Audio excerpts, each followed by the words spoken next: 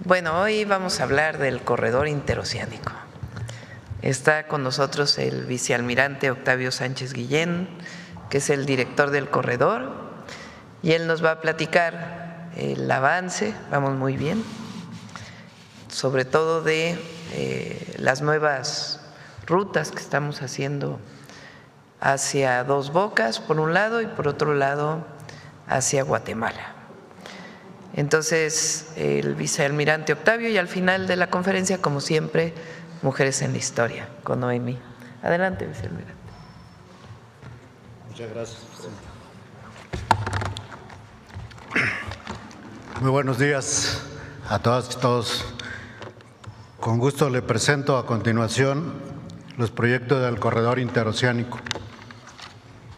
La influencia territorial y marítima del corredor comprende los estados de Veracruz, Oaxaca, Tabasco y Chiapas, donde se coordinan las asiponas de Salina Cruz y del puerto Chiapas en el Océano Pacífico, de Coatzacoalcos y Dos Bocas en el Atlántico, conectados mediante el ferrocarril interoceánico que atraviesa 120 municipios en donde están establecidos más de 5 millones de habitantes.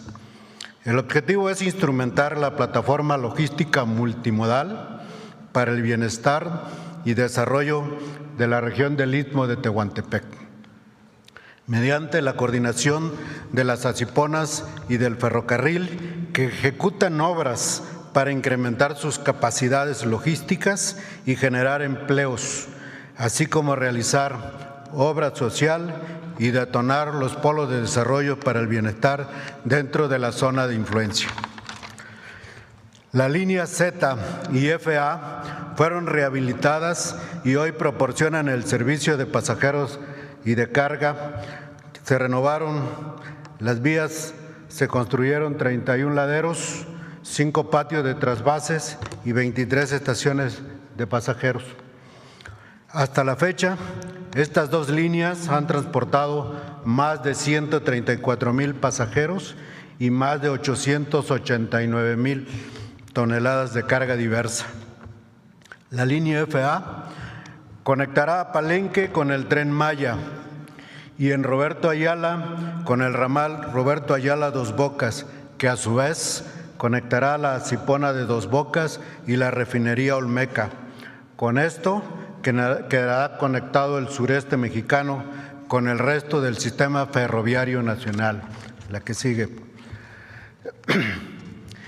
En diciembre de este año entrará en operación el tren de pasajeros suburbano Tehuanito, con 2 rutas de bajo costo, eficiente y accesible para la población de escasos recursos en el Istmo de Tehuantepec. Operarán de lunes a viernes a lo largo de 189 kilómetros. El Tehuanito Norte conectará a Uberos con Ixtepec y el Tehuanito Sur correrá de Unión Hidalgo a Salina Cruz. Las estaciones del Tehuanito están en construcción y tienen un avance general de 82.6%. La que sigue. En Matías Romero, Oaxaca, en la línea Z, se construye el complejo Matías Romero, que será una infraestructura clave para el corredor. Conectará el Centro Único de Despachos, oficinas administrativas del corredor y del ferrocarril interoceánico, la infraestructura logística necesaria para capacitación, operación y mantenimiento de trenes y accesorios ferroviarios. Las obras tienen un avance general del 55.12% y se espera que concluyan en julio próximo. La que sigue, por favor. La vía de penetración Roberto Ayala Dos Bocas pasará por los municipios de Huimanguillo, Cárdenas, Comalcalco y Paraíso en el estado de Tabasco. Conectará el puerto de Dos Bocas y la refinería Olmeca en la línea FA. En la liberación del derecho de vía de esta obra se adquirirán 1,766 predios Actualmente se lleva un avance del 44.28%. Las obras incluyen 3 proyectos: el ramal Roberto Ayala Dos Bocas de 90.84 kilómetros. Ahí se incluye el puente sobre vía Cárdenas sobre la autopista Villahermosa-Coatzacoalcos. La refinería Olmeca de 13.5 kilómetros y la Sipona de Dos Bocas de 8.2 kilómetros. Con ello se generarán 112.5 kilómetros de nuevas vías férreas. Con ello se aplicarán 1,100 empleos directos y 4,400 indirectos. Estas obras ya se iniciaron en este mes y concluirán en marzo del 2027. La que sigue, por favor. La rehabilitación de la línea K de Ciudad Ixtepec a Ciudad Hidalgo conectará la red ferroviaria mexicana con Centroamérica en la frontera con Guatemala y a Puerto Chiapas con la línea KA en Los Toros, Chiapas. Su rehabilitación se realiza en 3 tramos. El tramo 1 de Ciudad Ixtepec a Tonalá tiene un avance de 99.44% y desde el 26 de agosto pasado se encuentra en periodo de pruebas de carga para asentar las vías, mismas que se espera concluyan a finales de este mes. En el tramo 2 de Tonalá a Huixtla tiene un avance de 79.23% y se espera que concluya en julio del próximo año. El tramo 3 de Huixtla a Ciudad Hidalgo y la línea KA de Los Toros a Puerto Chiapas tienen un avance de 84.36% y también se espera que concluyan en febrero del próximo año. En total se rehabilitarán 447 kilómetros de vías, se construirán 14 estaciones, 439 puentes, 14 laderos, 626 obras de drenaje, 3 patios de trasvases. Las obras en general tienen un avance de 87.68% y se espera concluyan a mediados del próximo año. La que sigue, por favor. En la línea K contará con 14 estaciones de pasajeros. El tramo 1 tendrá 7 estaciones, el tramo 2, 3 y el tramo 3 tendrá 4 estaciones, con un avance de estas obras del 47.67%. La que sigue, por favor. En el viaducto Huixtla es una obra de ingeniería de 4.27 kilómetros de longitud. Se encuentra en el tramo 2 de la línea K. Su estructura tiene un avance del 99.95% y esta obra ha generado 1,500 empleos directos y se espera que se concluya ya en este mes. La línea K, la que sigue, por favor, contará con 2 parques lineales, uno en Arriaga y otro en Huixtla.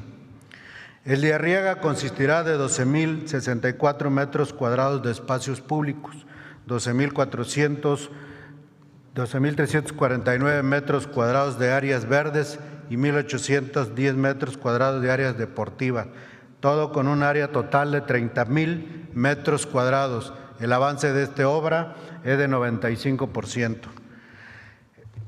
El parque de Huixtla consistirá en 28,541 metros cuadrados de espacios públicos, 9,045 de áreas verdes y 2,815 metros cuadrados de áreas deportivas. En total, 60,000 metros cuadrados. Esta obra tiene un avance del 33.25%. La que sigue, por favor. Las asiponas coordinadas por el corredor ejecutan obras de ampliación y modernización que fortalecen sus capacidades de movimiento de carga, en conexión con el ferrocarril interoceánico y los accesos a las redes carreteras y aeroportuarias. La Cipona de Coatzacoalcos inició la construcción del edificio de la Unidad de Protección Marítima y Portuaria con un avance actual de 19.7% y se concluirá en julio del 2026. Se ampliará la capacidad férrea en el patio interior y exterior del recinto portuario. Esta obra tiene un avance de 44.7% y 20% respectivamente. Concluirán ambas obras en abril del próximo año. Con recursos privados se construye la terminal de usos múltiples, la cual tiene un avance de 97.7% y concluirá ya en este mes. La que sigue, por favor. La Cipona de Salina Cruz realiza dragado de construcción a profundidades de menos 14 metros en inmediaciones de los muelles y a menos 16 metros en el canal de navegación y dársenas de maniobras. El avance de esta obra es de 87.3% y se concluirá en este mes. Construye 2 centros reguladores de tráfico, uno para estacionamientos del parque vehicular que tiene un avance del 82%, que concluirá este mes, y otro para la ampliación de vialidades y rutas fiscales con avance del 43%, que concluirá en noviembre próximo. En el mes de agosto se iniciaron nuevas obras como la ampliación del patio de contenedores, la construcción del edificio de la Cipona, la construcción de edificios principales, la construcción del edificio de operaciones y la construcción de 3 silos y 3 bodegas. La que sigue, por favor. La Cipona Dos Bocas concluyó el muelle de la terminal de granel mineral y con el propósito de generar un espejo de agua que proporcione estabilidad, resguardo y facilite las maniobras de los buques en el puerto, construye el rompeolas en 2 etapas. En la primera etapa se construyeron 500 metros del rompeola oriente. Esta ya concluyó. Inició la segunda etapa, que consiste en la construcción de 2.100 metros de longitud del rompeola oriente y 780 metros del poniente. Su terminación está programada para diciembre del 2029. La que sigue, por favor. La Cipona Puerto Chiapas construye la Unidad de Protección Marítima y Portuaria, cuyo avance es del 95%. El edificio administrativo de la Cipona tiene un avance del 75%. La prolongación de vías y patio de la Cipona también tiene un avance del 99%. Todas estas obras concluirán en este mes de noviembre próximo. Se inició la construcción de la escollera para minimizar el asolve y maximizar la seguridad a la navegación durante el arribo y el zarpe de embarcaciones. Se rehabilitará de la estructura del muelle de cruceros y la terminal de usos múltiples, que concluirá en diciembre de este año. El dragado de mantenimiento a menos 11.5 metros en el canal de navegación de este puerto ya se concluyó el 15 de octubre pasado. La que sigue, por favor. El corredor interoceánico tiene 14 polos de desarrollos para el bienestar sujetos a incentivos fiscales, federales y estatales. De estos, 9 ya están concesionados, 3 están en adjudicación pública internacional y 2 en proceso para declararse PODEBIS. El corredor interoceánico y los concesionarios de los PODEBIS coordinan con autoridades federales y locales para obtener los permisos para iniciar las obras, por lo que pronto se incrementará la generación de empleos y el desarrollo en las áreas de influencias del corredor. La que sigue, por favor. El corredor interoceánico y la SEDATU realizan obras comunitarias y brindan apoyos de vivienda. Este año inició el financiamiento y construcción de 60 obras comunitarias que en beneficio de 100,000 habitantes, con un acumulado de 150 obras comunitarias desde el 2023. También se entregaron 400 viviendas escrituradas en 3 fraccionamientos, 2 en Veracruz y 1 en Chiapas, a familias reubicadas para recuperar el derecho de vía del ferrocarril, que hoy suman 4,029 viviendas entregadas.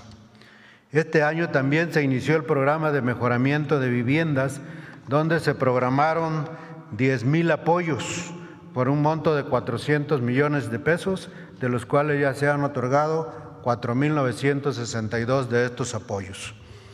También se coordina con 15 dependencias federales que apoyan programas y recursos a poblaciones dentro del área de influencia del corredor, que en este primer semestre del 2025 ejercieron 14,914 millones de pesos. La que sigue, por favor.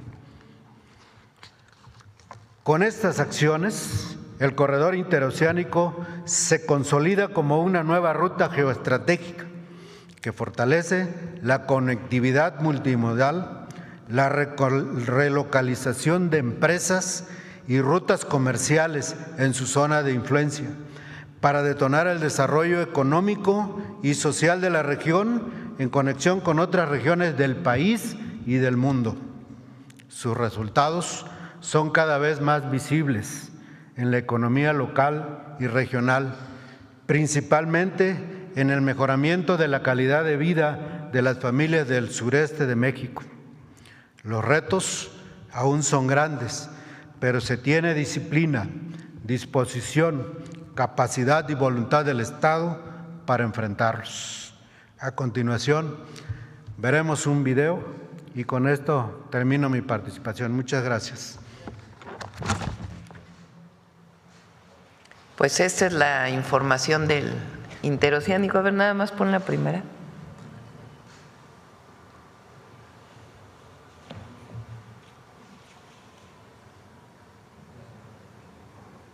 A ver, préstame.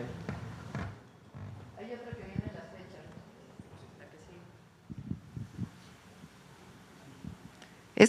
sigue. Esta está inaugurada y esta está también inaugurada.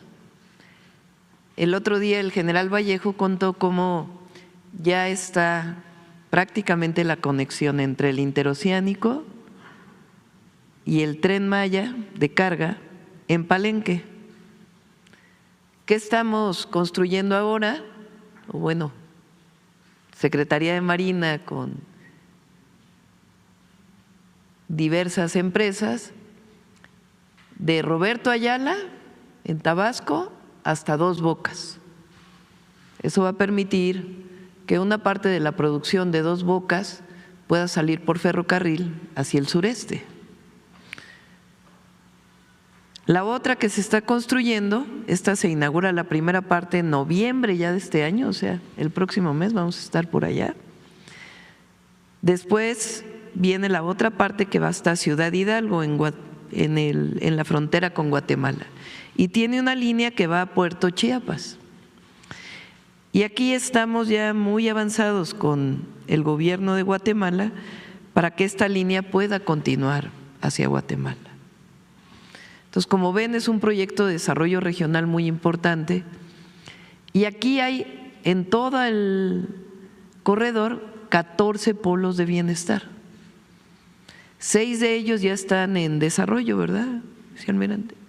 Y los demás están ya en licitación y ya muchísimo interés en poder invertir en esta zona.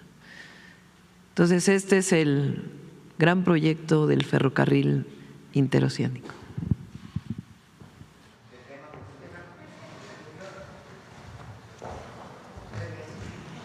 Bueno, vamos. A ver, hace mucho que no preguntas, ya no. ¿Qué tal? Muy buenos días a todos y a todas. Juan Hernández de Rebasta, lo voy a levantar por la cámara. Sobre esta situación de los trenes, llama la atención que se anuncia el Tren Maya con el expresidente Andrés Manuel López Obrador, se anuncia el tren interoceánico y dentro de la explicación que da el exmandatario es precisamente conectar y llevar desarrollo a estos estados del sureste que pues habían sido abandonados por muchos años, muchas décadas, por todos los gobiernos neoliberales. Y sin embargo, a lo largo de estos años, pues siguen las críticas hacia estas obras de conexión, llevan desarrollo, llevan infraestructura, llevan empleos, y llama la atención que no les convence este proyecto.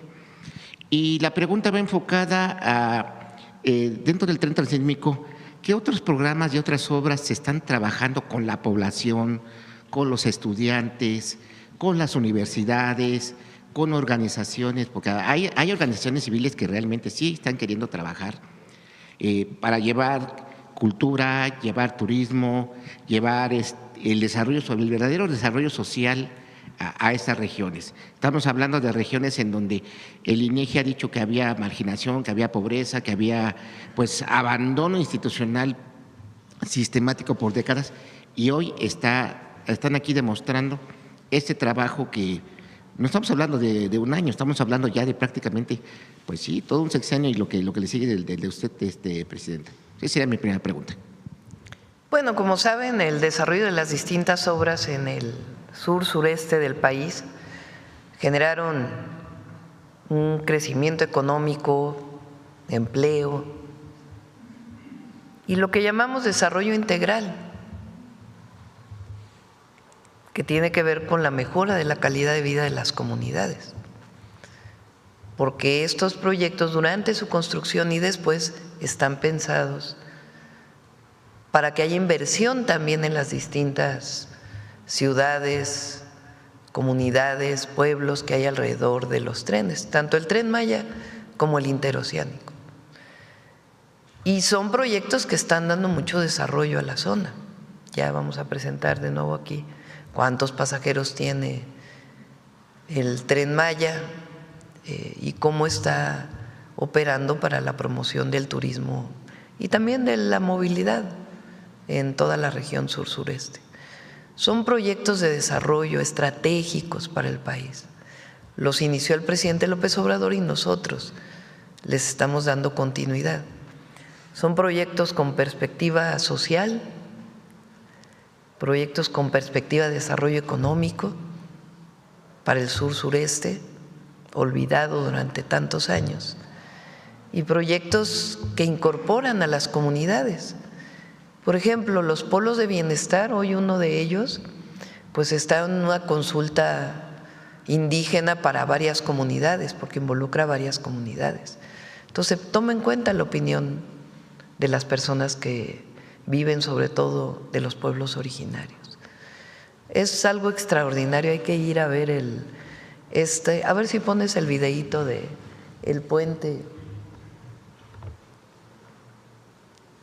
Además de que la gente está feliz, la verdad es una obra de ingeniería muy impresionante.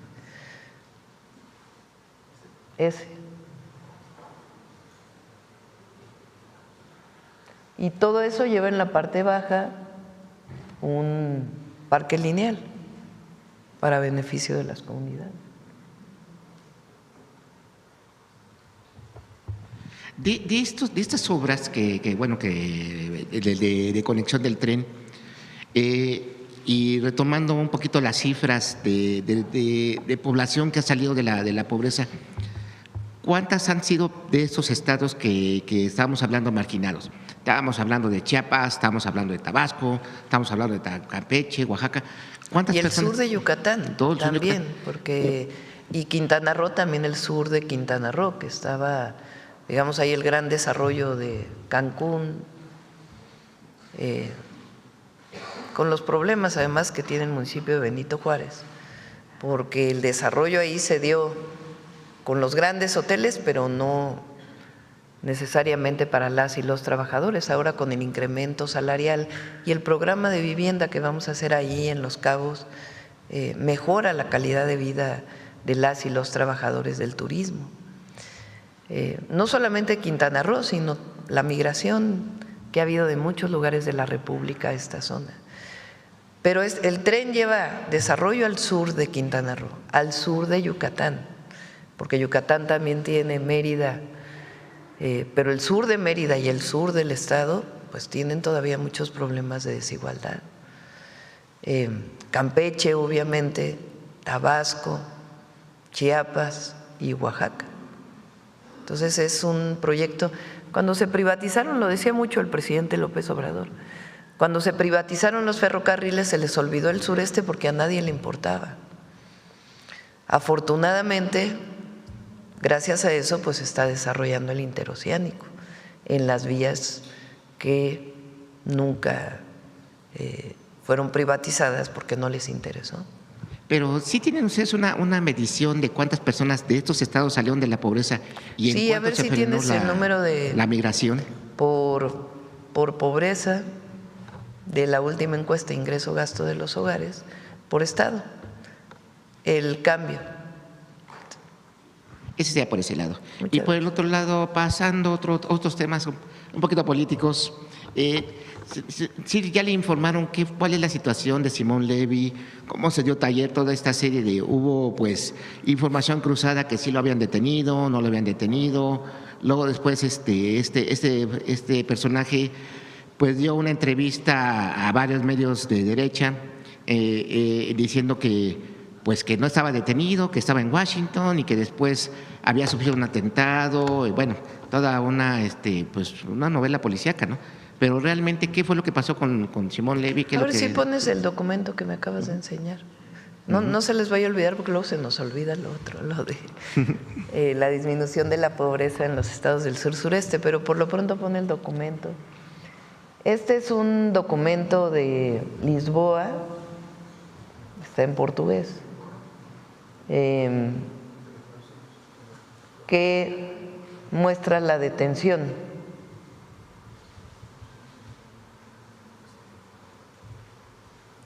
por medio del presente correo electrónico, es obviamente la traducción del documento. Se informa que el ciudadano Simón N. fue detenido el día 28 de octubre del 2025 al ingresar en territorio nacional en virtud de una orden internacional de detención, habiendo sido presentado ante el Tribunal de Apelación de Lisboa en el día de hoy. Entonces es un documento oficial de Portugal que habla de la detención. Él parece que tiene nacionalidad de alguno de los países europeos, no tenemos certeza si es Portugal o algún otro país, y por lo tanto lo liberan, pero no le permiten salir del país. O sea que sí está siguiendo un protocolo para, en este caso, pues…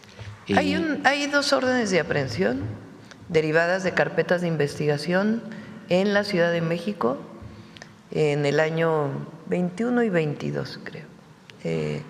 Una de ellas fue puesta por un particular, por una agresión de un particular. Y la otra tiene que ver con la construcción de pisos de más de una violación ambiental que hubo por una irregularidad. Son dos órdenes de aprehensión que vienen desde hace mucho tiempo. ¿Qué pasa con esas órdenes de aprehensión?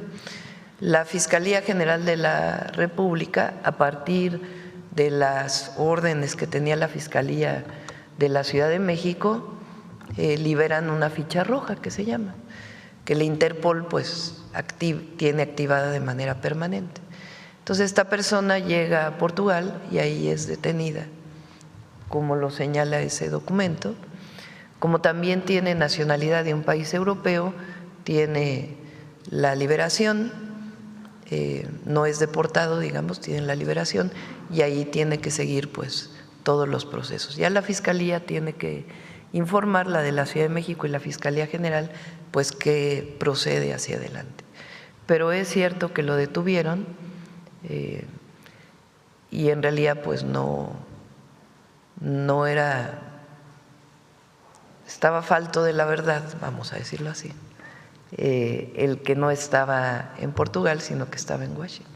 Digo, menciono esto porque el día de ayer en las entrevistas que estuvo dando, pues dijo que era objeto de persecución política, dijo que había sufrido un atentado. No, no tiene nada que ver. Es más, pues tiene que explicar la Fiscalía por qué hasta ahora viene esta detención, ¿no?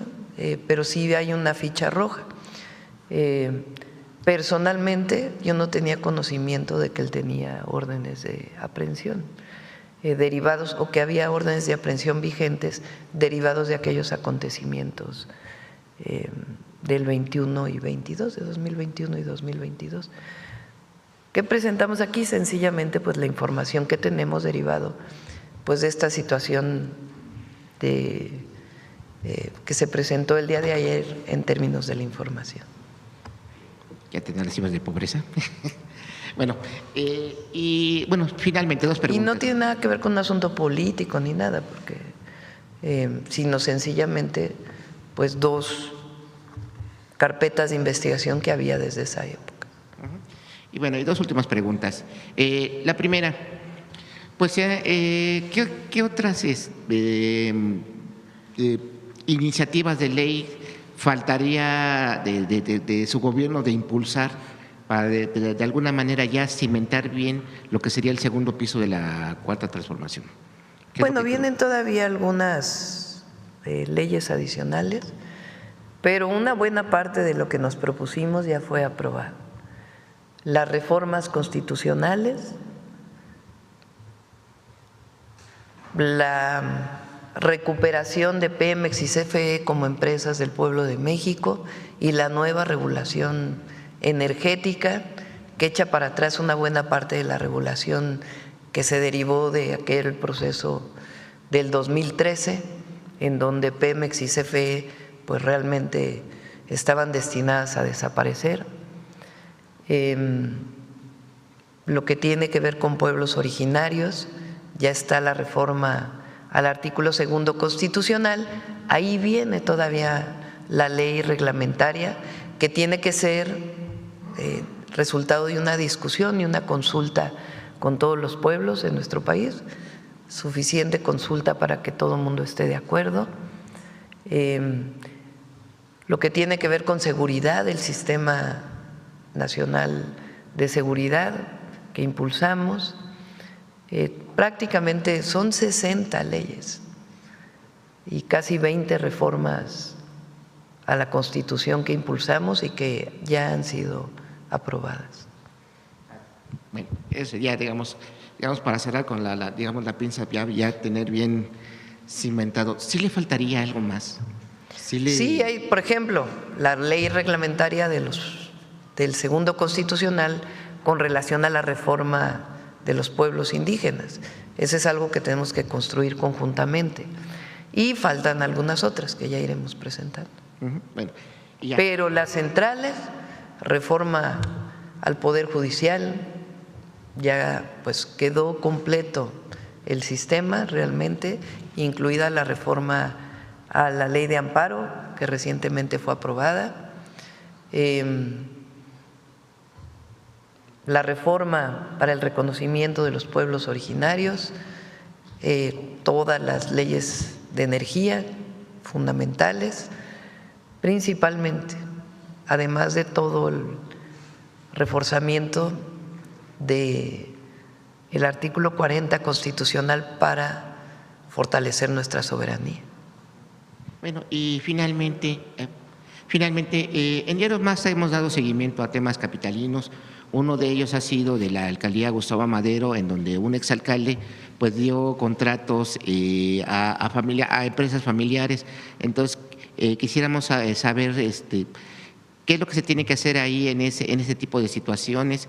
Estamos hablando de que le dieron empresas relacionadas con Saúl Chillil y bueno, por 119 millones de pesos. Entonces, ¿qué se tendría que hacer? Pues investigación. No debe haber impunidad en ningún caso. Y la única manera pues es que se haga la investigación. Tampoco debe haber un porque sale en algún medio de comunicación, pues ya asumir que es verdad y que ya con eso ya es suficiente. Para eso están las fiscalías y la autonomía de las propias fiscalías para poder hacer sus investigaciones. ¿Cree que ya tengan las cifras de pobreza ahí de...? A ver, ¿ya está? Todavía no. Bueno, sería todo. Muchas gracias. Gracias. A ver, sobre el tema, a ver la compañera que hace rato que no pregunta. Ya vamos para allá. Gracias, Presidenta. Sandra Aguilera, de Grupo Larsa Comunicaciones. Presidenta, antes que nada quiero agradecerle a usted y agradecerle a Eurípides Flores de la SEP y al senador Emanuel Reyes Cardona por la atención que me dieron para lo de los reboes que estuvieron viendo. Ya lo arreglaron, ya los pusieron que no son válidos, y además cerraron ya la escuela, la Universidad de Veracruz. Muchas gracias, Presidenta. En ese sentido, Presidenta, quiero preguntarle, la constancia de situación profesional se está convirtiendo en lo que pocos documentos logran ser una fuente confiable, útil y sobre todo verificable. Desde que usted fue jefa de gobierno, externó la intención sobre la posibilidad de digitalizar el mayor número de trámites. Hoy somos testigos de que esto es una realidad. La constancia de situación profesional es un instrumento que constantemente se está actualizando y que brinda públicamente un resumen de cada profesionista a cargo de la Dirección de Profesiones de la SEP. Durante el periodo de octubre del 2024 al 31 de agosto del 2025, se registraron ante la SEP 761.526 títulos electrónicos. Del mismo modo, se expidieron un total de 672.223 cédulas profesionales. Le pregunto qué posibilidad hay que nos puedan compartir cómo se retroalimenta este sistema y si puede convocar a alguna persona de la SEP. En este caso, yo sé que el director de Autorización y Registro Profesional es Jerónimo López, o alguna otra persona. ¿La cédula profesional? ¿Dices? Sí. Se está haciendo digamos, fortalecimiento de la seguridad de la cédula profesional para poder garantizar la identificación de la fotografía de manera digital.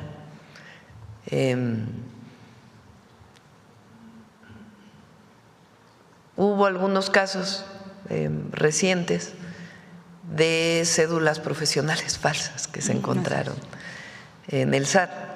Utilizaban el nombre de una persona conocida. De inmediato lo identificó el SAT y retiró el registro del RFC de una persona que quería registrarse con un nombre conocido y tenía otra fotografía. Entonces, a partir de ahí se decidió que hay que fortalecer la identificación de la fotografía de manera digital, porque es una identificación oficial. Entonces, si es una identificación oficial como la del INE, por ejemplo, pues se puede verificar con el INE a petición. Por ejemplo, el SAT puede preguntarle al INE, ¿esta fotografía corresponde a esta persona, sí o no? Y el INE contesta a partir de convenios que se establecen. Entonces, en la cédula, lo único que se está haciendo en este momento es garantizar la identidad de la fotografía para poder fortalecerla más y poder obtener también de manera digital. Sí, gracias, Presidenta. Por otro lado, Fernanda Chávez realizaba su internado médico en la UNAM en el Hospital General de Salamanca el 12 de julio del 2024. Sufrió una infección renal y es trasladada al IMSS de Salamanca a través de su seguro facultativo. Sufre una cadena de negligencias médicas que la llevan a estado de coma y desahucio en el IMSS de León. Gracias a usted, si lo recuerda, fue trasladada a la Ciudad de México al Hospital Siglo XXI en octubre del 2024. Ahí despierta del coma el 25 de octubre del 2024. La evolución tras un año en dicho hospital le permitió su alta médica el 25 de diciembre del 2025. Está en casa, aún con traqueostomía, con requerimiento de oxígeno, cuadriplegia y alteraciones neurológicas que va superando paulatinamente. A pesar de que Fer es atendida con seguro facultativo, la Facultad de Medicina hoy se niega a continuar con su responsabilidad del aseguramiento de Fernanda, argumentando que no se presentó a inscribir a tiempo. Estamos hablando de que pues, ella está enferma, no puede presentarse en la UNAM a inscribirse. Consideramos que está siendo atropellados los derechos a la salud de Fernanda. Los padres están solicitando que la UNAM se responsabilice de su seguro médico hasta que se encuentre totalmente recuperado.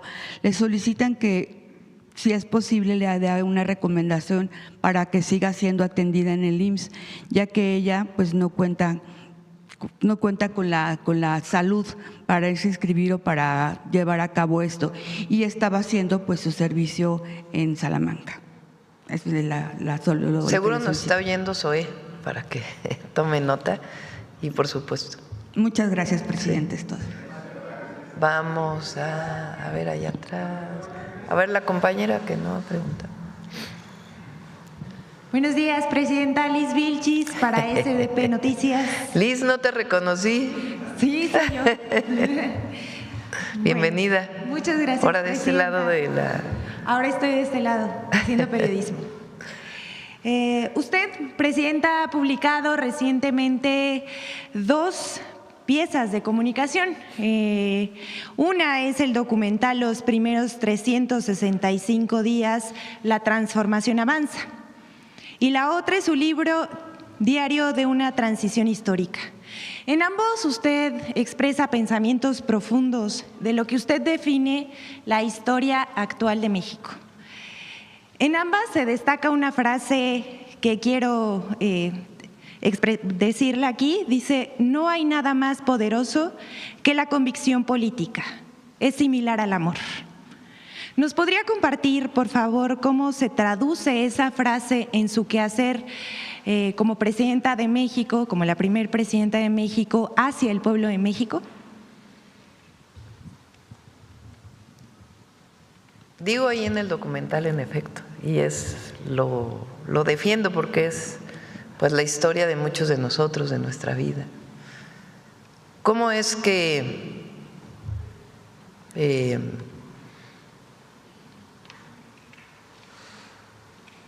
se trabaja tantas horas? No todos los presidentes trabajaban tantas horas. Hay algunos que jugaban golf, andaban en fiestas. ¿Qué te mueve personalmente como parte de un movimiento? La convicción en la transformación, el deseo, el anhelo de mejorar las condiciones de vida de la mayoría del pueblo. Esa convicción, que en mi caso nace desde niña por mi familia y lo que aprendí en mi casa y lo que fui construyendo a lo largo de la participación en los movimientos sociales, es muy poderoso, muy poderoso. ¿Qué es lo que hace que los compañeros servidores de la nación, servidoras de la nación, estén caminando 5 horas para llegar a un poblado, para poder levantar un censo, para poderle dar apoyo a la gente en condiciones de vulnerabilidad como las que se presentaron con las lluvias? La convicción. ¿Qué es lo que hace que cuando estábamos en la oposición trabajáramos, en mi caso en la universidad, atendiera a la familia y además el tiempo que pudiéramos se lo dedicábamos al movimiento? ¿Qué es lo que hace eso? La convicción. Pero es la convicción no de una persona, es la convicción de millones y millones de personas que lograron la transformación de México. Eso es lo que no entiende la derecha ni el conservadurismo. Y sí, es una forma de amor, amor al pueblo y amor a la patria, Eso es lo que nos mueve. Y de alguna manera lo traté de expresar pues, en ambos documentos. Presidenta, me gustaría preguntarle también sobre la campaña que está mencionando de la derecha para intentar meter la narrativa pública de una división entre el expresidente López Obrador y usted. Y en el fondo, esta campaña busca dividir al movimiento de transformación. En su libro usted dice: es un honor servir a mi pueblo y a mi patria. Nuestros adversarios políticos y la oligarquía quisieran que me deslindara de AMLO, que no lo llamara presidente, pero ese deslinde no ocurrirá y tengo razones para ello, porque respeto a quien ha entregado su vida a la transformación de nuestro país, porque lo admiro con convicción, porque el pueblo al que me debo quiere legítima y genuinamente a AMLO, y finalmente porque reconocer al otro engrandece al ser humano. ¿A qué piensa usted que se debe esa campaña? ¿Cree que los adversarios políticos de la Cuarta Transformación le haya quedado suficientemente claro ahora que en su pieza literaria lo haya dicho con todas sus letras? ¿O qué piensa que va a pasar ahora con esta campaña? Miren, hay varios conductores, comentócratas, que en realidad son voceros de la derecha, voceros en contra nuestra. Aprovechando tu historia de este lado de la conferencia, pues está lleno de mentiras. Por ejemplo, hoy, ¿qué le heredó el presidente López Obrador a la presidenta Sheinbaum? Problemas con el Aeropuerto Internacional Felipe Ángeles. Eso viene de antes, no es de ahora. La decisión o el documento del secretario del Departamento de Transporte de los Estados Unidos tiene que ver con una mala decisión de López Obrador y es una carga para la presidenta. ¿Qué es lo que buscan con eso? Que yo los lea y diga, ay, sí es cierto. Yo creo que me tengo que deslindar porque si no, imagínense, voy a cargar con aquello. Fíjense, a ver si tienes la foto o nuevas fotos que en la mañana te pedí, del aeropuerto, donde iba a ser el aeropuerto de Texcoco.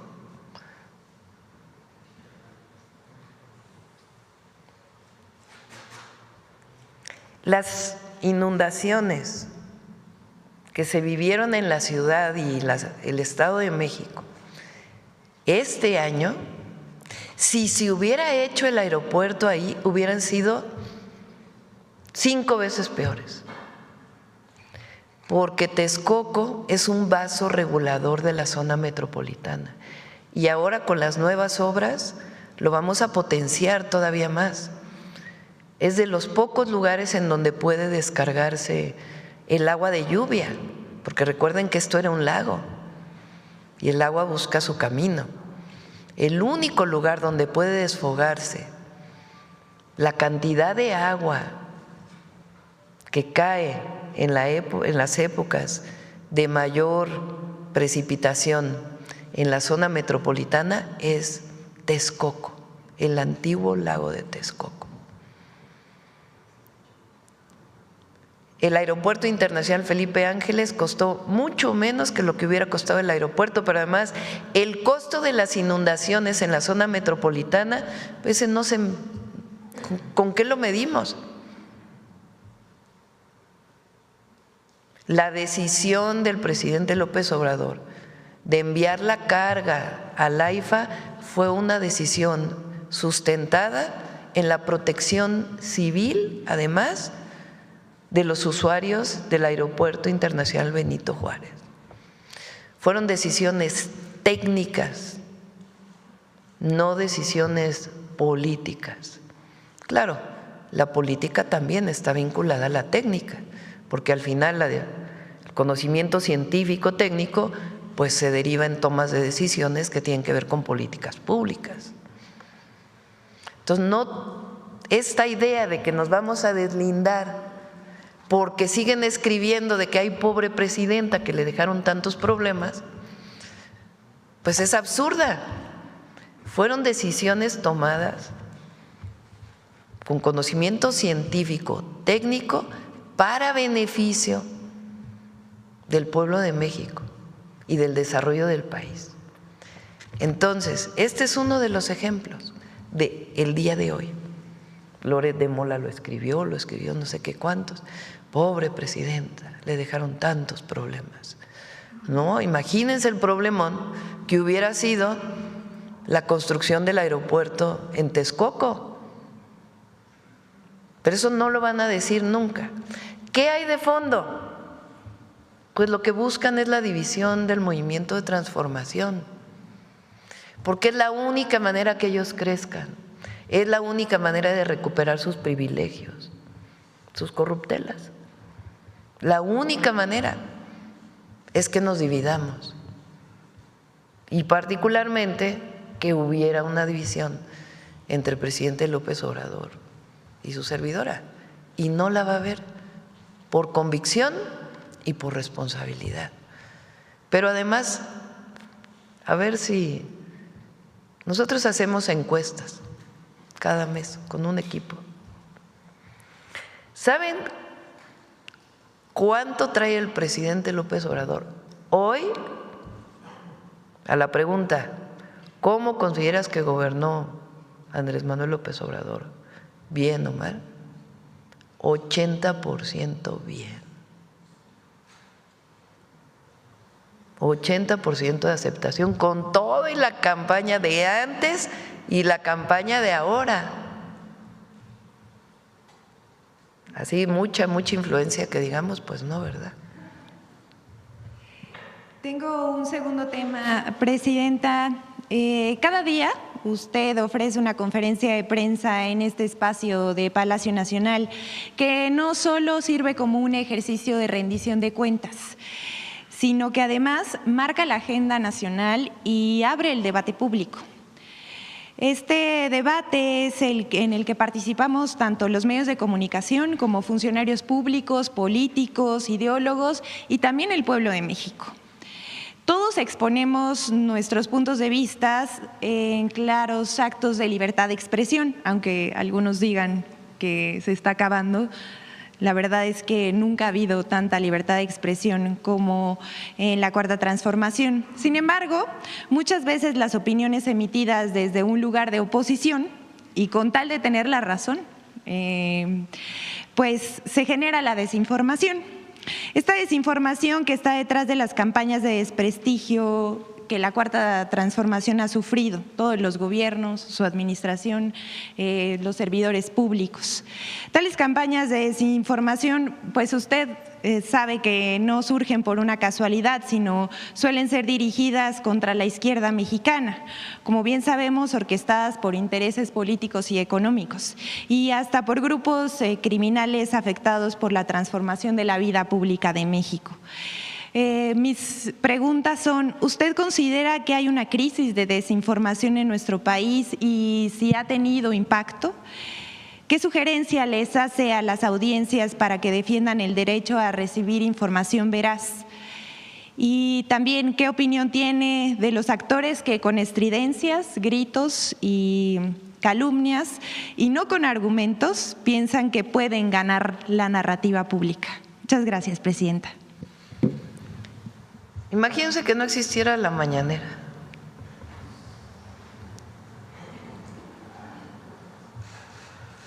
Que no diéramos aquí la información, por ejemplo, de la actuación del gobierno durante las lluvias recientes. Imagínense que no diéramos aquí la información del interoceánico, ni quien se enterara. Imagínense lo que sería, pues, la fuerza que tenían antes los famosos comentaristas, comentócratas y muchos medios. Solo imagínense que no tuviéramos este espacio de información y de debate. No, pues no habría posibilidades. ¿Cómo se hacía antes? Escribían una nota, por ejemplo, hoy me escribe en la mañana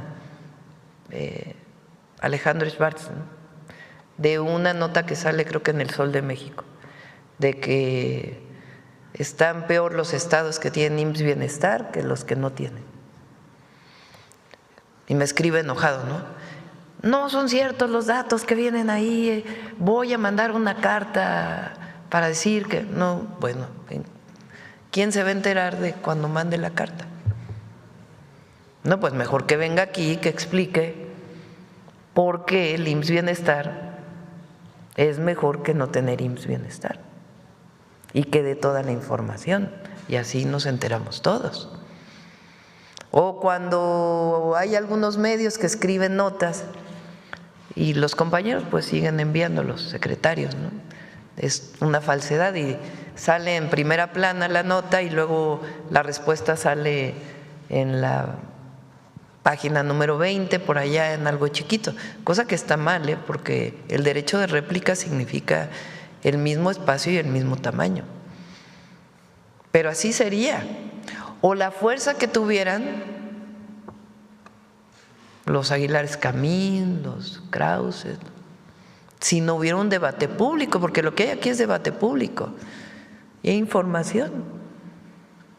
Por eso cuando lo digo ahí en el libro, que tenía yo pues la decisión de si continuábamos con las mañaneras o no, hicimos una encuesta que la presenté cuando el periodo de transición allá en la casa de campaña que teníamos. ¿Qué opina la gente? ¿Que continúen o que no continúen? ¿Las prefieren en la mañana, en la tarde o en la noche? No, bueno, como el 80% que continúen y en la mañana. Entonces son espacios fundamentales de comunicación a través de todos ustedes que están aquí, pero la comunicación directa gracias ahora sí a las benditas redes sociales que nos permiten esta comunicación directa entre el gobernante y la gente, el pueblo, que de otra manera no existiría. Pero además el debate público sobre posiciones políticas, ¿sí? Y sobre mentiras que se dicen. Ahora, también hay medios que poco a poco han ido cambiando, algunos no mucho, otros de plano más bien usan el medio, una concesión, como una campaña contra el gobierno, en vez de pagar sus impuestos. Y hay otros que han modulado, incluso programas de opinión que antes era la andanada contra nosotros, pues ahora tienen algún balance, la verdad. También hay que reconocer algunos cambios. Pero si no existiera esta forma de comunicación, no habría la conciencia que hay en el pueblo. Ahora, la politización del pueblo de México es única, única, y tiene que ver con honestidad y con resultados. Porque si la cuarta transformación no tuviera resultados, si no hubieran salido 13.5 millones de personas de la pobreza, si no existiera el Tren Maya, por más que lo critiquen, el interoceánico, la refinería Olmeca y las cientos de obras pequeñas que muchas ni se conocen, que hizo el presidente López Obrador y las que estamos haciendo ahora en este sexenio, pues también sería puro discurso, ¿verdad? Y la verdad es que los hechos son los que hablan por sí mismos. Entonces, no vamos a cambiar la forma de comunicación. Muchas gracias, presidenta. Gracias, Liz, y felicidades. Gracias. Vamos, ¿quién más? Allá atrás. A ver, el compañero que es nuevo allá, que lo ha preguntado. Creo, ¿no? No has preguntado. ¿Qué tal, presidenta? Buenos días. Agustín Velasco de Uno TV. Tengo 3 preguntas. El día de ayer es que ha cambiado mucho Uno TV ahora de reporteros. Adelante. Presidente, el día de ayer se aprobó en el Senado la ley de ingresos que establece en el artículo 25 transitorio exenciones de impuestos para empresas que integre la FIFA y que participen en la organización y los eventos del Mundial en 2026. Quisiera saber, Presidenta, cuáles son pues las estimaciones que tiene el gobierno sobre estas exenciones de impuestos a estas empresas. ¿Cuál va a ser el impacto que tendrán estos acuerdos fiscales? ¿Cuántas empresas nacionales y extranjeras se prevén beneficiar? Esa es mi primera pregunta. Gracias. Fue un acuerdo que se firmó con la FIFA en el 2015, si mal no me acuerdo. Las condiciones, digamos, o los requisitos para la realización del Mundial en México lo firmaron en la época de Peña Nieto. Nada más pregúntale a Gabriela si fue 2015 o qué época, o a Rosa Isela, si es ese el año. Se firmaron estas exenciones, de tal manera que era un contrato que ya estaba establecido con México. Nosotros cambiamos algunas de esas características que se habían firmado en aquella época, pero pues ya era un contrato firmado y por lo tanto pues se establece en la ley, porque así tiene que ser. Podemos pedirle al secretario de Hacienda que venga un día a platicar. El lunes vamos a presentar el Mundial, ahora sí. De hecho, lo vamos a presentar fuera de aquí. Vamos a ir a Los Pinos. Los vamos a invitar allá en la mañana. En la mañanera va a ser a las 8 de la mañana el lunes, en Los Pinos, en el parque abierto, porque se van a presentar pues algunas actividades especiales. Va a estar muy bonito. Pero tiene entonces las exenciones. Las puede explicar el secretario de Hacienda y el lunes u otro día que pueda venir, que tiene que ver con este contrato que se firmó con la FIFA para la realización del Mundial en México en la época de Peña Nieto. Okay. Presidente, ayer hubo un nuevo ataque por parte de Fuerzas Armadas del gobierno de Estados Unidos a una embarcación en el Pacífico. Quisiera insistir en que si el gobierno mexicano ya tiene la identidad de quienes fueron muertos en estos ataques, el sobreviviente del ataque anterior también en el Pacífico frente a costas mexicanas, y qué información tiene de este ataque el día de ayer. Gracias. El día de hoy se reúne el secretario de Marina con una contraparte de la Guardia Costera y después también se está buscando una reunión con el Comando Sur, que es quien desarrolla estas actividades, y también con el Departamento de Estado. Nuestro objetivo es que siga funcionando el esquema con el que veníamos trabajando, que tiene que ver con información que se proporciona a Secretaría de Marina para que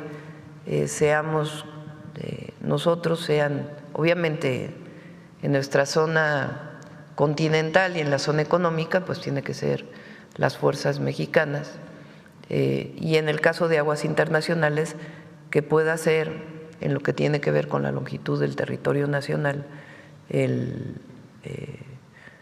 lo que veníamos haciendo, que es la captura de estas embarcaciones. Entonces, seguimos insistiendo en esto, no nos han dado más información.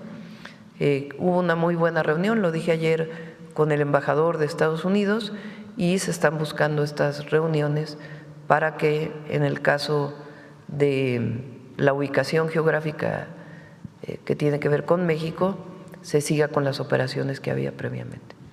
Presidenta, y por último de mi parte, saber si ya se aprobó por parte del gobierno este recurso adicional para garantizar las indemnizaciones de trabajadores del Estado que fueron separados de sus cargos tras la reforma judicial, esta indemnización. Son cerca de 6,000 millones de pesos, que siempre dijimos que no le iba a faltar recurso al Poder Judicial.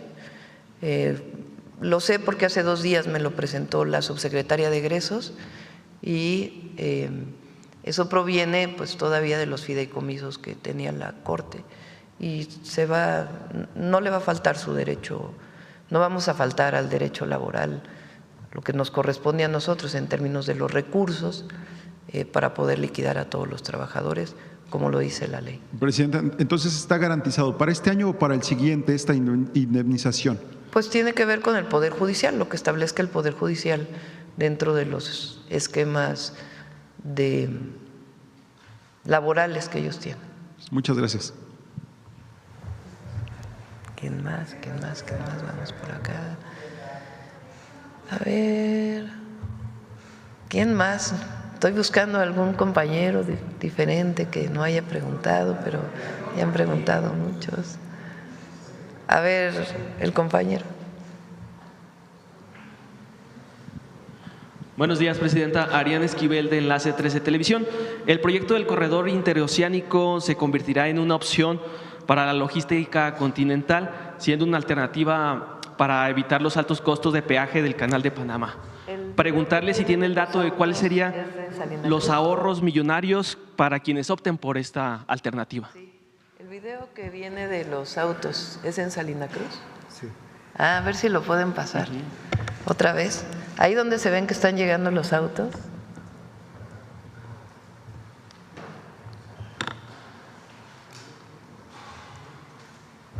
Para que vean cómo está funcionando el puerto de Salina Cruz. El corredor interoceánico originalmente fue planteado nada más de Coatzacoalcos a Salina Cruz, que es justo el istmo de Tehuantepec.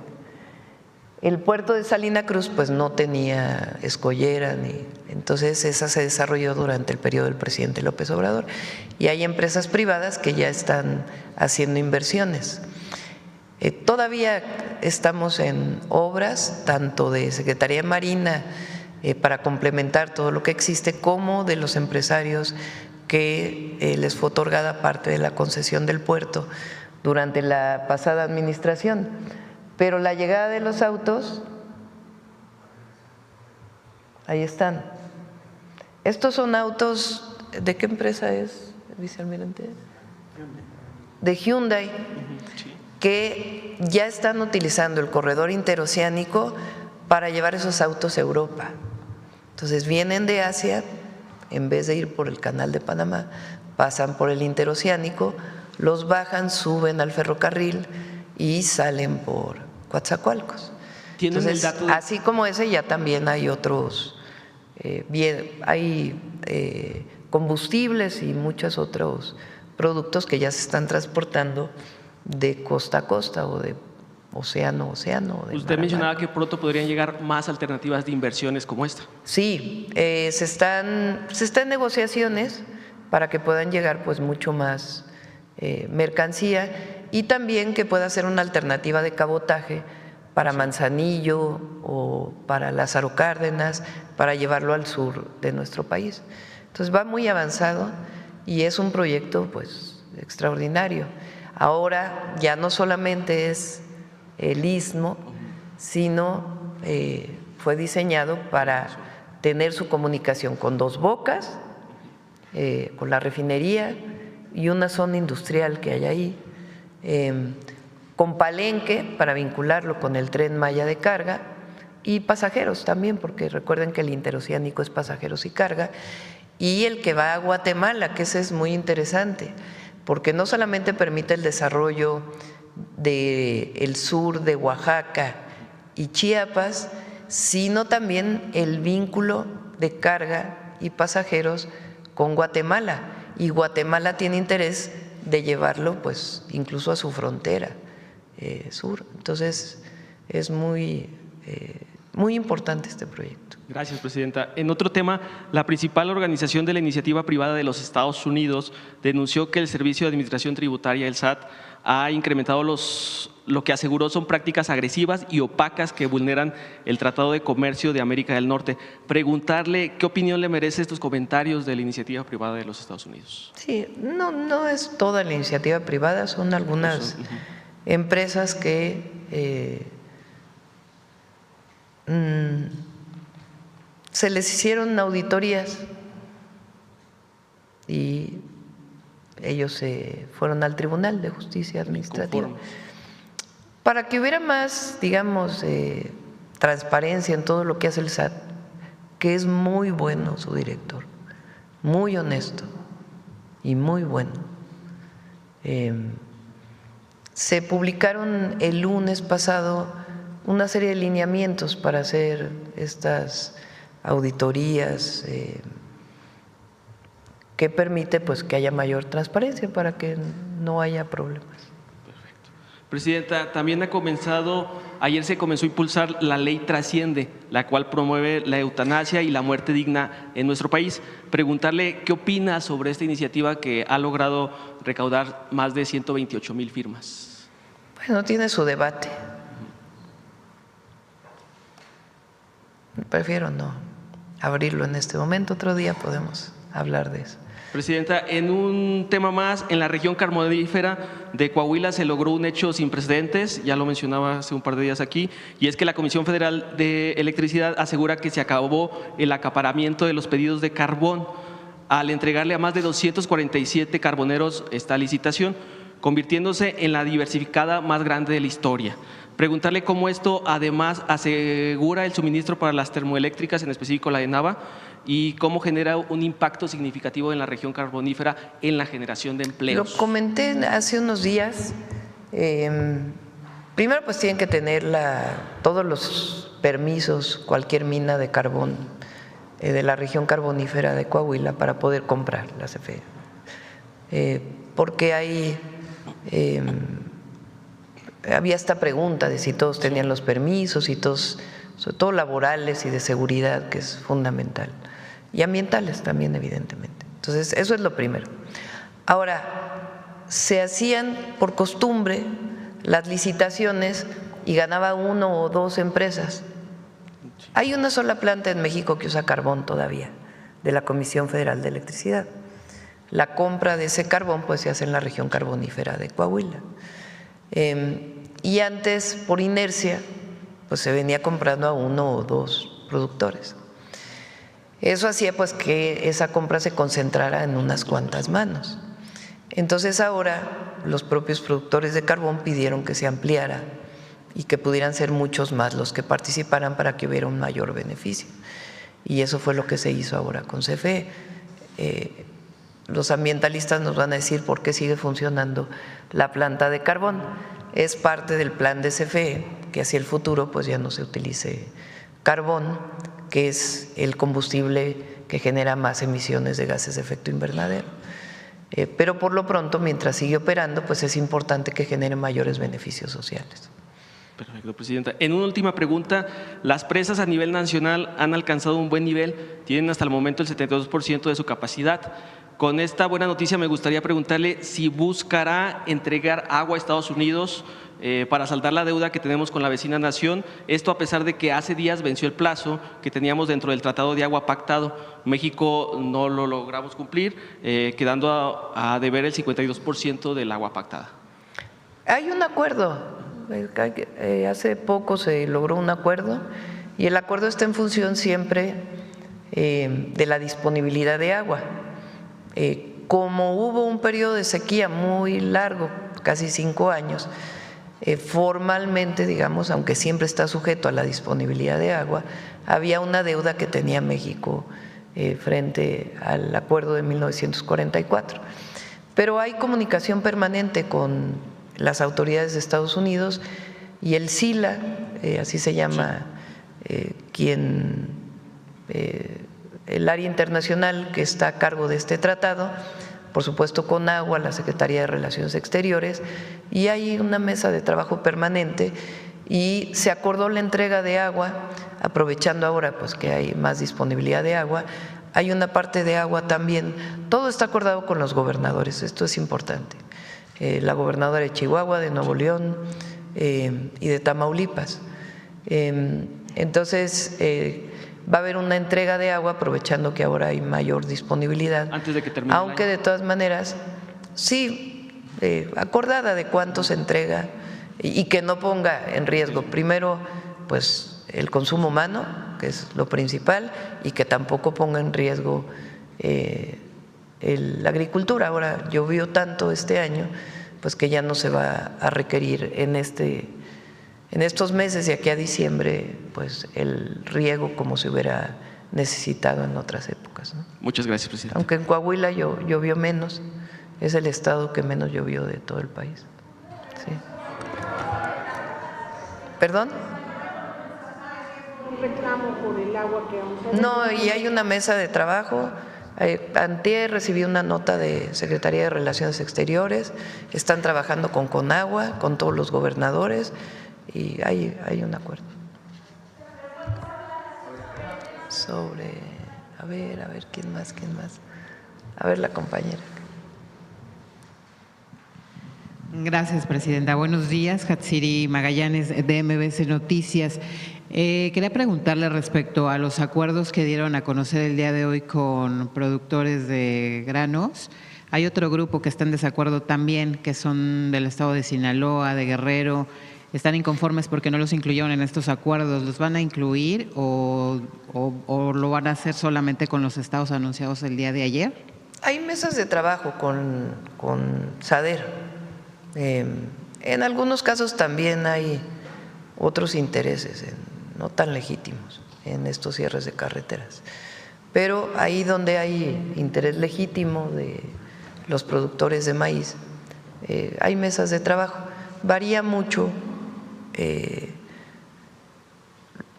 también el apoyo que se da dependiendo de la zona, por las características de la producción y cuál es el costo de producción. Pero hay mesas de trabajo con SADER. Gracias. Hay quienes aseguran, después de estas movilizaciones, de las movilizaciones de los piperos, del asesinato del líder limonero, que hay un desgobierno. Presidenta, ¿está garantizada la gobernabilidad del país? No veo yo desgobierno, ni tampoco el pueblo de México. Son algunos que están en contra nuestra, que ahora utilizan este tema para decir que hay desgobierno. Pero hay gobierno elegido por el pueblo. Ayer el subsecretario de Estado de Estados Unidos, Christopher Landau, criticaba el apoyo que está haciendo México al gobierno de Cuba. Él dice que está basado este gobierno en fantasías, ¿no?, que ocurren en aquel país. ¿Qué es lo que opina al respecto? Pues que la política exterior de México la define México. El apoyo a Cuba ha venido histórico y la política exterior se define con base en nuestros principios. Votaron ayer, ¿no?, el bloqueo a Cuba. Por amplísima mayoría, todos los países pidieron que ya no continuara el bloqueo a Cuba, amplísima mayoría. Somos un país soberano, libre, independiente, y la política exterior la definimos los mexicanos. Ahora, tenemos muy buenas relaciones con el gobierno de Estados Unidos. Hay evidentemente temas en los que no estamos de acuerdo y además decisiones unilaterales que nos afectan, pero siempre hemos buscado, siempre, el diálogo para poder resolverlos. Y hasta ahora hemos podido resolver la mayor parte con diálogo. De hecho, pienso yo que muy pronto vamos a llegar a algunos acuerdos comerciales adicionales.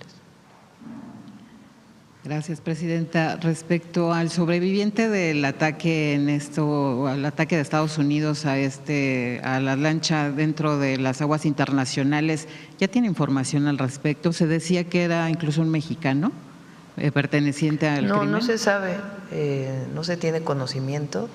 La Marina, nos explicaba hoy el almirante, tiene que permanecer por 96 horas, así lo dice las reglas internacionales, buscando a un náufrago. Y así lo está haciendo, de acuerdo con el derecho internacional. Gracias, presidenta. Por último, se dio a conocer información también que la titular de la Secretaría Anticorrupción, Raquel Buenrostro, vendió un departamento de 9 millones de pesos que, por cierto, no había declarado en su declaración. A ver, sí, ayer aclaró ella Esos son los temas que son importantes de ustedes, porque se viene a preguntar aquí y está bien, no digo que esté mal que se pregunte, pero ya se respondió. Entonces vamos a poner la respuesta de Raquel, creo que salió en su… Desde ayer Raquel me dijo, me explicó todo el tema. Es una mujer de primerísima. Hay algunos, desde que estuvo en el SAT, que no la quieren, pues porque los obligó por primera vez a pagar impuestos. Y andan promoviendo pues estas cosas en contra de ella.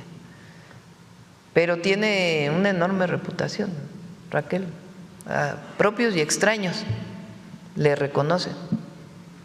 Cómo desglosó cómo era el Fonden, en 20 minutos acabó con el debate del Fonden, explicando cómo funcionaba, con una claridad enorme.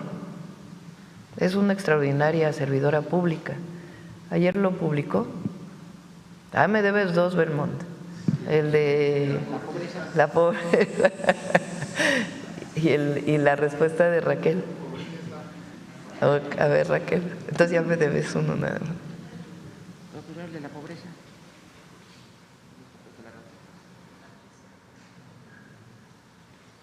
Pero no hay ninguna, no hay nada que haya hecho mal Raquel. Ya lo explicó ella. Sí, ahora lo ponemos para. Gracias, presidente. Sí. Bueno, vamos a ver. ¿Quién más? Ahora vamos aquí con el compañero acá y luego acá, el compañero de chamarra verde. No me acuerdo cómo te llamas. Veracruz. Muy buenos días, presidenta, funcionarios y funcionaria que la acompaña. Presidenta, Veracruz ha sido declarado zona de desastre más de 130 veces en los últimos 25 años, lo que lo convierte en el estado más vulnerable del país ante fenómenos hidrometeorológicos. Presidenta, ¿qué tipo de obras estructurales y programas de mitigación está impulsando su administración para evitar que los desbordamientos de ríos como el Papaloapan o Coatzacoalcos sigan afectando año con año a las mismas comunidades? Tiene que ver con obras aguas arriba, porque muchas veces Veracruz viene alguna lluvia excesiva en Puebla, en Hidalgo, y tarda días en llegar a Veracruz. Entonces tiene que ver con obras aguas arriba y también obras aguas abajo. Como lo expliqué, particularmente para el tema de estas lluvias que vivieron con mucha intensidad 5 estados de la República, viene una etapa de reconstrucción después de la atención a la emergencia y del apoyo a la gente, viene una etapa de reconstrucción. En esta etapa de reconstrucción estamos ya haciendo los estudios, no solamente para reconstruir carreteras, obras de agua potable que quedaron afectadas o de drenaje, sino vamos a hacer desasolve de ríos, que es muy importante, porque estas lluvias no solamente traen agua, sino muchísimo asolve. Entonces va a haber un programa de desasolve de ríos muy importante, particular para el norte, aunque también se tiene que hacer en el sur del estado.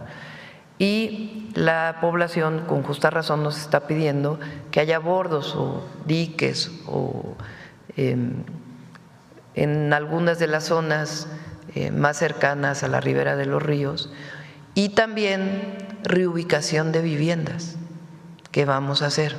Se está identificando las zonas de mayor vulnerabilidad, hablar con la población para poderlo reubicar, porque si se mantienen justo en la ribera del río, pues tienen el riesgo de volver a vivir una situación como la que se vivió. Entonces van a hacer las 3 cosas y además pues trabajando ahí con la gobernadora. Ok, presidenta, no me presenté, Ramón Flores del Centinela Informa. Sobre este mismo tema, ¿se tiene contemplado crear un plan hídrico integral para la cuenca del Papaloapan, como ya existe en otras regiones del país, que incluya, repito, drenaje pluvial, dragado y control de presas? Sí, Papaloapan y Pánuco también. Se necesita en el norte, en el sur. Okay. Bueno, Presidenta, Y continuando. las obras, porque puede ser un plan integral, pero necesitas desarrollar pues todas las obras y las acciones indispensables. Ok. Presidenta, continuando con el tema de hídrico, usted ha sido una gran impulsora de los proyectos hidráulicos en el país. En el caso de Guanajuato, donde durante 2 décadas se habían postergado obras fundamentales, hoy vemos que por fin se hace en realidad el corredor bajío con la participación de la Secretaría de la Defensa Nacional en su construcción. Sin embargo, hay voces que se manifiestan en contra de una obra promovida por su propio gobierno. En ese sentido, ¿habrá afectaciones para los agricultores del Estado y se garantiza que el excedente de agua sea destinada a León? Es un ducto que se está haciendo. El Estado de Jalisco plantea que se le va a quitar agua, cosa que no es así. Ese es, digamos, el debate que hay. Y que va a llevar agua a la ciudad de León. Entonces, no tiene que ver con quitarle agua a nadie, sino sencillamente aprovecharla de mejor manera para poder llevar agua a esta ciudad que ha crecido de manera importante. Okay. Presidenta, ya por último, una investigación de Revolución 3.0 documentó que el exfiscal de Aguascalientes, Jesús Figueroa Ortega, habría encabezado una red de corrupción y lavado de dinero junto con su sobrino Aarón Elías Cruz Figueroa, quien fungía como prestanombres y operador financiero del exfiscal. Según los documentos, entre 2019 y 2025, ambos movieron más de 478 millones de pesos mediante empresas fachada y con la participación de subalternos del entonces fiscal. Jesús Figueroa Ortega ya fue denunciado ante la Fiscalía General de la República, específicamente ante la Fiscalía Especializada en Materia de Delincuencia Organizada. La denuncia menciona presuntos vínculos del exfiscal con el cártel de Sinaloa y el cártel Jalisco Nueva Generación, así como el uso de la notaría número 72 del estado de Aguascalientes, de la cual Jesús Figueroa es titular, para escriturar propiedades presuntamente a nombre de integrantes del crimen organizado. Por cierto, cabe mencionar que la notaría pública número 72 habría sido otorgada por el exgobernador panista Martín Orozco Sandoval al propio Figueroa tras dejar el cargo. Presidenta, mi pregunta en concreta es la siguiente. ¿El gobierno federal tiene conocimiento del avance de esta denuncia contra el exfiscal de Aguascalientes, Jesús Figueroa Ortega, y si la FGR ya abrió una carpeta formal de investigación en su contra? Pues hay que preguntarle a la Fiscalía. Ok, y por último, ¿se contempla alguna revisión al uso de notarías y fiscalías estatales que podrían estar siendo utilizadas como estructuras de lavado de dinero en los estados, como el caso documentado de Aguascalientes? Lo de las notarías lo comentamos y se va sobre todo a revisar. Y los casos que hay documentados de falsedades o corrupción, sí lo estamos revisando, lo está viendo Ernestina Godoy. Pero en casos específicos como este, pues que actúen las fiscalías o la Fiscalía General de la República. Muchas gracias, presidente. Sí. Está la carta de Raquel, que te la envíe para que, donde aclara. A ver, vamos a ver el compañero. Fortuna ha preguntado mucho ya. Y acá también Sonora ya ha preguntado mucho. Acá Sonora también ya ha preguntado. Digo que está sobre representado. Buenos días, Presidenta. Rodrigo Muñoz, de NX Noticias. Preguntarle, tras el paso del huracán Melissa, no sé si su gobierno la ha informado o han estado pendientes por si habría algún connacional dentro de las víctimas o afectaciones, por un lado, y saber si en algún momento se contemplaría brindarle algún tipo de apoyo a las islas que fueron impactadas por este huracán. Sí, claro que sí, México siempre es solidario. Ayer el canciller estaba en ese tema, a ver si nos puede mandar una nota, me lo presentó. Ok. Por otro lado, comentar también dentro de esta misma ley de ingresos para el 2026, asimismo, como lo mencionaba mi compañero, además de los estímulos o de la extensión para las personas que participan en el Mundial, habrá un estímulo fiscal para los contribuyentes que se dediquen exclusivamente a actividades agropecuarias y silvícolas. Esto de alguna forma también serviría como un colchón, un apoyo para los productores del país, así como en concordancia con el acuerdo con el que se llegó recientemente el secretario de Agricultura. Son dos temas distintos. El tema del mundial tiene que ver con un contrato que se firmó en el periodo de Peña Nieto, que no son condicionantes, pero las características o las peticiones o los acuerdos que se tomaron para la realización del mundial quedaron establecidos y nosotros pues tenemos que seguirlos porque es un contrato que se estableció en aquella época.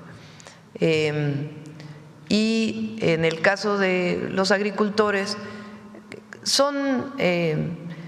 nosotros hemos planteado siempre que el mayor apoyo tiene que ser al que menos tiene.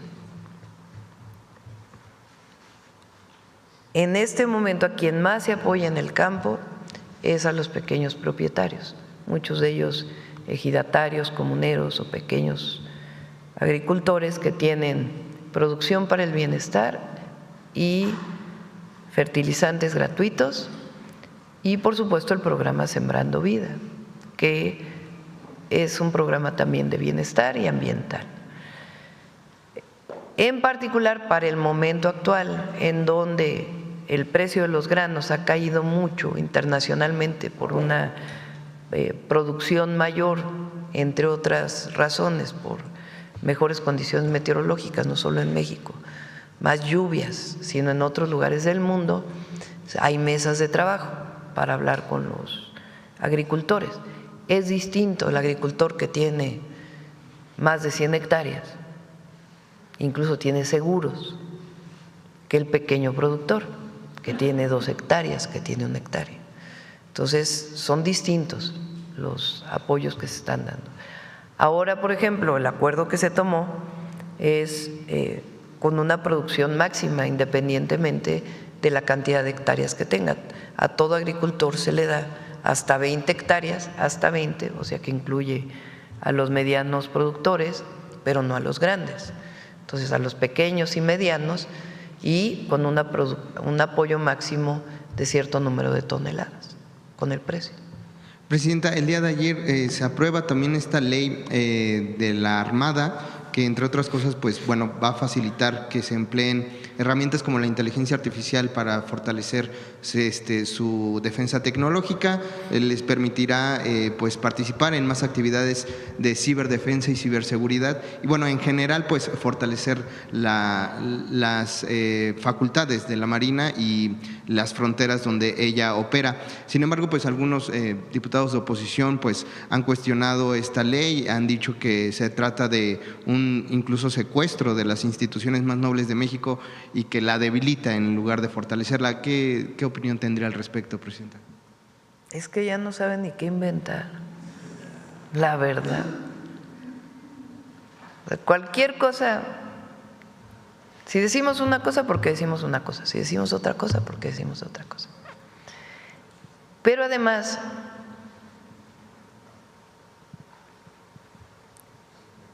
hay mucha hipocresía.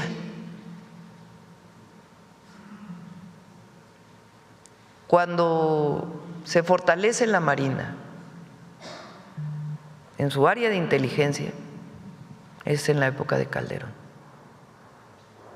muy vinculado a los acuerdos con Estados Unidos, por cierto, en aquel momento, y el acuerdo de la guerra contra el narco, que vamos a repetirlo siempre. Era el permiso para matar, fuera de la ley, absolutamente fuera de la ley, tanto del uso de las Fuerzas Armadas fuera de la ley, como el permiso para matar sin un juicio. Eso en México no puede ser. Pero se llenan la boca del Estado de Derecho. Entonces, esta crítica que se hace al fortalecimiento de la Armada de México, Marina Armada de México, pues es indispensable. Pues hay nuevas tecnologías, pues obviamente las leyes tienen que adecuarse a las nuevas tecnologías para que pueda cumplir con sus funciones que le mandata el pueblo de México y la Constitución. Pero todos estos argumentos que ahora se dan, pues no tiene ningún fundamento, pero además, repito, es de mucha hipocresía, porque antes hicieron muchas cosas fuera de la ley, el espionaje a opositores.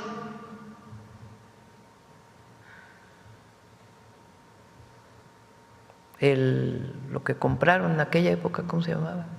El Pegasus famoso, para espiar opositores. De eso no hablan, ¿verdad? O de García Luna, que ya se les olvidó.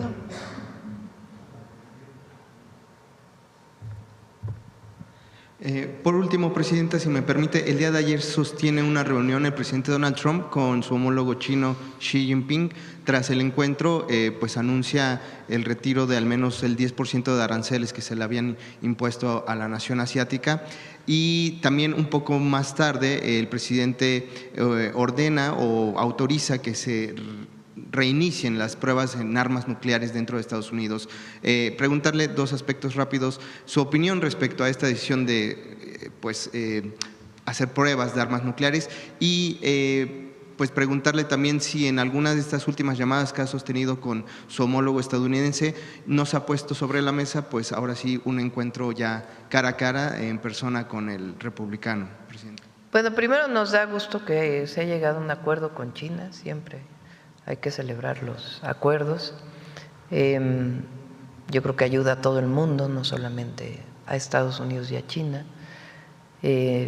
Segundo, le fue muy bien a Marcelo allá en la PEC, en sus reuniones, particularmente en la reunión con el embajador Greer, que es con quien se están revisando los famosos 54 medidas no arancelarias. Ya estamos a punto de terminar esa revisión y poder pues seguir avanzando en lo que a nosotros nos preocupa, que son los aranceles al acero y a los vehículos, y pues el inicio en otra circunstancia pues de la revisión del tratado.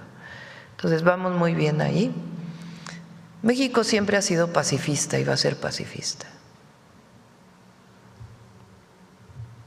Siempre. Entonces, cualquier cuestión que tenga que ver con armas y más nucleares, pues México siempre va a tener una visión pacifista. No debería de haber guerras, no debería de haber. ¿Y el encuentro con Trump todavía? Pues vamos a esperar a que se llegue al acuerdo entre nuestros secretarios y ya pues después veríamos si se pudiera dar esta.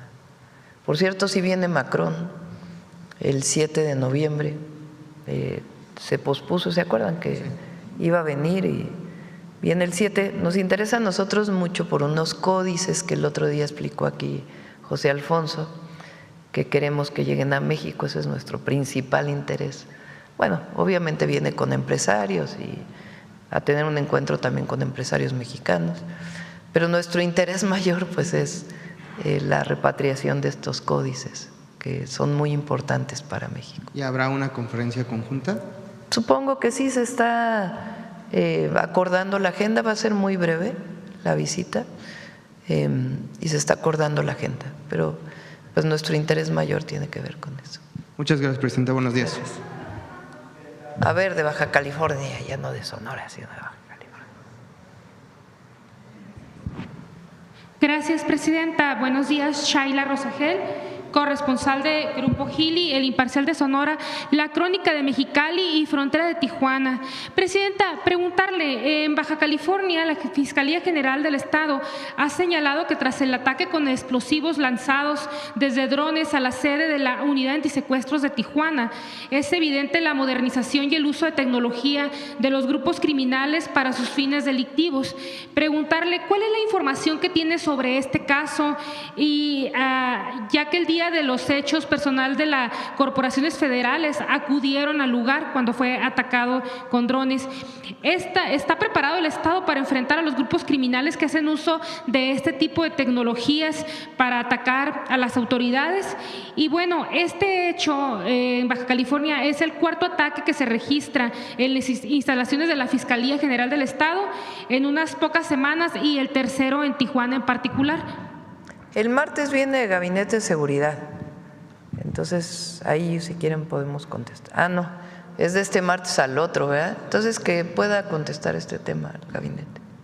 Gracias, presidenta. Sobre la reforma para garantizar el acceso gratuito y libre a las playas aprobada por los legisladores, ¿qué seguirá respecto a las playas que ahora se encuentran restringidas? No sé si tenga usted datos de cuáles estados se ve más crítico este problema.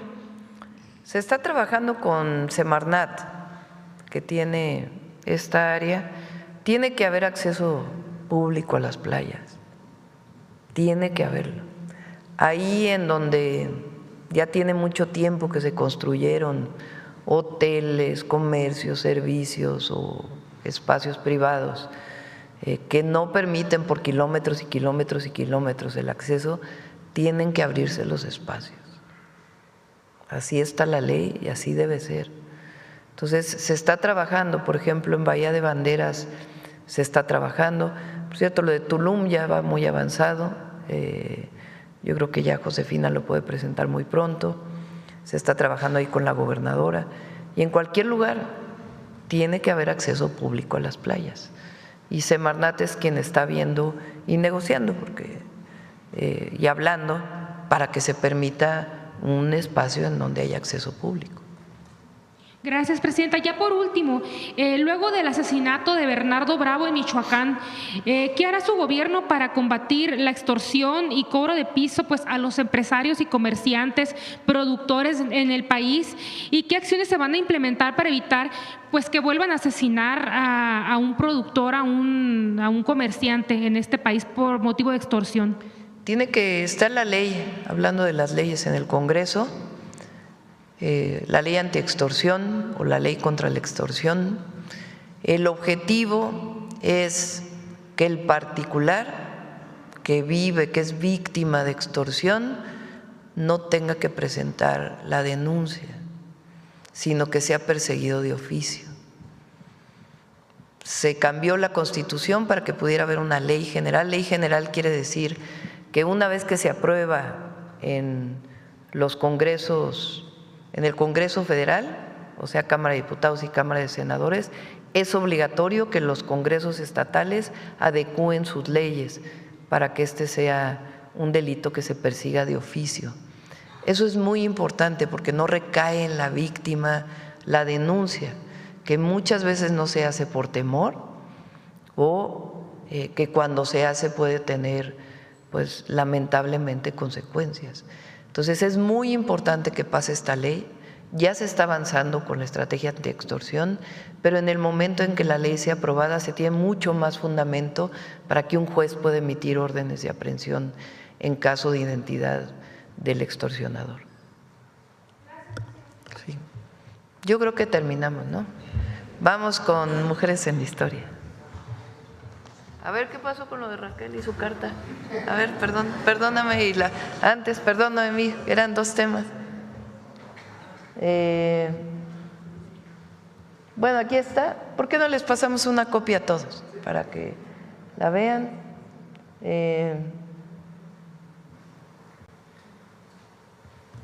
Dice, a partir de la administración del presidente López Obrador se hizo obligatorio la publicación de toda la información referente al patrimonio del servidor público a partir del 1 de enero del 20. Aun cuando se podían no hacer públicos, se hicieron públicos. En mi declaración inicial presentada el 29 de enero del 19, en el apartado de bienes inmuebles, se aprecia con la etiqueta sin cambio la declaración en inmueble adquirido en 2011 por un monto de 4 millones de pesos. En fin, les vamos a dar toda la información. A ver si Raquel lo puede hacer público de otra manera o viene aquí a la mañanera y lo puede explicar para que no haya ninguna duda. Bueno, y el de pobreza, a ver si lo tiene. Bueno, ahí está. Pero es el ingreso corriente trimestral. ¿Y no viene reducción de la pobreza por estado? Bueno, ahí está Guerrero, Oaxaca, Veracruz. El azul oscuro es 2024 y el azul, ¿qué será? Rey, el azul turquesa es el 2022. Ahí se puede ver cómo Chiapas es el único estado que no presentó un ingreso corriente mayor, que es parte de lo que estamos trabajando con el gobernador y de los polos de bienestar en Tapachula y algunas otras acciones que estamos haciendo con alimentación para el bienestar, para que haya precio justo para el café y otros productos del estado de Chiapas. ¿Y el de pobreza está ahí o no lo tienes? Bueno, si no ¿sí está?